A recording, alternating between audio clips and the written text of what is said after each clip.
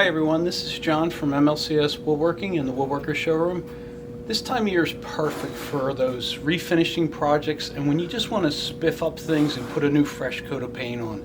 We've sold this sprayer for years and it's a solid, reliable product. It's very well made, lightweight, and easy to use. It's very feature rich for such a little product. It has needles, which are for your thicknesses, of 1 to 4 millimeter. It has an air filter so you don't get any contaminants in your paint. You can get extra containers, and boy is this easy to use. There's no fear about learning how to spray. The other thing that's fun, the manual is really well written. It's a nice unit. It's lightweight, it's 4 PSI, 4 CFM, so you don't have that big air plume. You don't need a turbine or compressor, you just plug it in.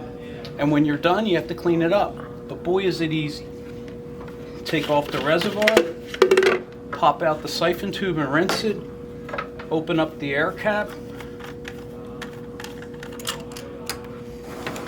clean the chamber, rinse off your pieces. You're pretty much done. That's it. It's a great little sprayer. The only limit is it cannot spray true lacquer. Thanks guys. Thanks everyone. Have a great week.